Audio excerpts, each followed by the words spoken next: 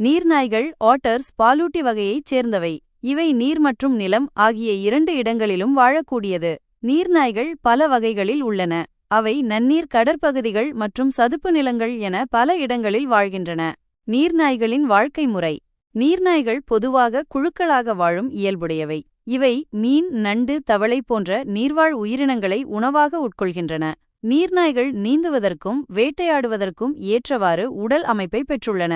இவற்றின் உடல் நீளமாகவும் பாதங்களில் சவ்வும் கூர்மையான பற்களும் மற்றும் நகங்களும் உள்ளன. நீர்நாய்கள் விளையாடுவதிலும் சுறுசுறுப்பாக இருப்பதிலும் பெயர் பெற்றவை.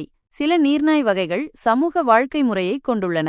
இவை 3 முதல் 8 வரையிலான குழுக்களாக வாழும். நீர்நாய்கள் பகலில் சுறுசுறுப்பாக இருக்கும். நீர்நாய்கள் சத்தமிடும் விலங்கினமாகும். கோபம் மற்றும் அமைதி போன்ற உணர்ச்சிகளை வெளிப்படுத்த தனித்துவமான ஒலிகளை எழுப்பும். நீர்நாய்கள் உணவு உண்ணும் இடத்திற்கு அருகில் தங்குமிடங்களை அமைத்துக் கொள்ளும். இவை தங்களின் வாழ்விடத்தை சுத்தம் மற்றும் பாதுகாப்புடன் வைத்துக் கொள்ளும். நீர்நாய்களின் வாழ்க்கை முறை அவற்றின் சூழலுக்கு ஏற்ப மாறுபடும். நீர்நாய்கள் பல காரணங்களுக்காக அழிவின் விளிம்பில் உள்ளன. அவற்றில் சில முக்கிய காரணங்கள்: வாழ்விட இழப்பு. மனிதர்களின் செயல்பாடுகளால் நீர்நிலைகள் மாசுபடுவதால் நீர்நாய்களின் வாழ்விடங்கள் அழிக்கப்படுகின்றன.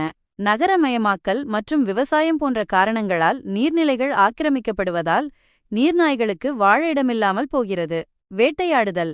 நீர்நாய்களின் தோலுக்காகவும் இறைச்சிக்காகவும் வேட்டையாடப்படுகின்றன. சட்டவிரோத வேட்டை மற்றும் கடத்தல் நீர்நாய்களின் எண்ணிக்கையை வெகுவாக குறைக்கிறது.